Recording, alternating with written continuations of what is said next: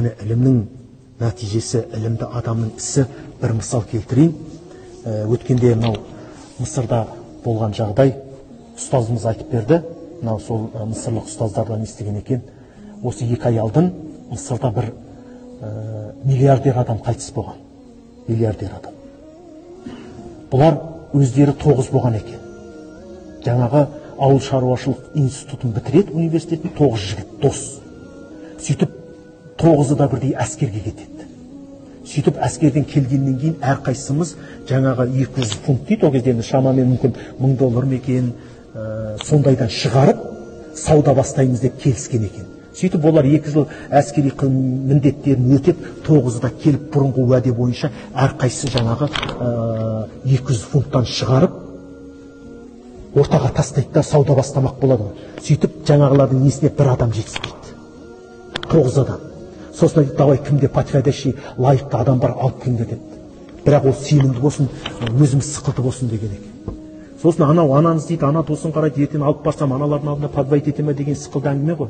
Сосын жаңағы осы 2 ай алдын қайтыс болған өте сондай бай адам іштерінде кеп айтты, мен бір адам, біреуді таптым дегенде, одан артық ешкім таба алмайсыңдар.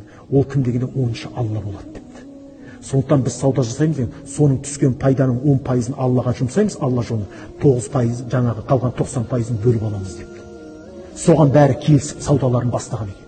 Өйткені ол 10-шы деген ең сенімді деген, біздің рызық несібемізді қорғайды деген, оған береке береді деген. Сөйтіп 90%-ды 9 бөліп алады, 10%-ды Аллаға жұмсайды. Сөйтіп бұлар келер жылда не істейді? Алланың үлесін 20%-ға көтереді. 80%-ды бөліп алады, 20%-ды Алла жолына жұмсайды. Аллаға дейді. Сөйтіп бұл 30%-ға көтеріп 3-4 жылда саудалар жүрген, Алла береке берген. Сөйтіп жаңа 70%-ын 9-ы бөліп алады екен де, 30%-ын Алла жолына жұмсайды екен. Сөйтіп бір күн жаңағы кісі саудалар кеткен ғой енді Мысыр бойынша дамып. Сондағы нәрсені құс өсірейік деген ғой. Әскерден кеп құсықпен айналысайық деген кептермен. Сонымен дамыған бұлар. Сосын 4-5 жылдан саудаларын Алла береке берген, естеген жаңағы кісі кеп айтты.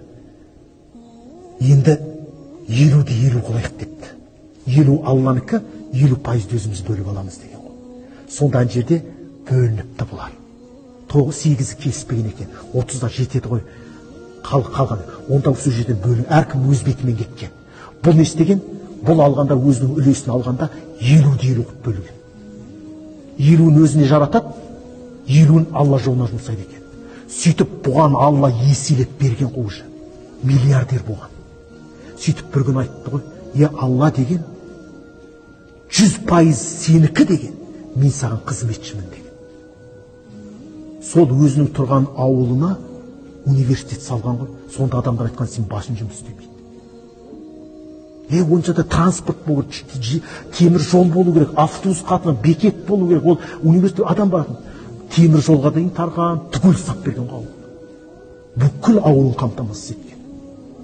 Міне бүкіл дүниесін Құдай жолынан. Сол адам жаңағы ауырып, жаңағы істеген 2 ай алдын қайтыс болып, миллиардер дейді.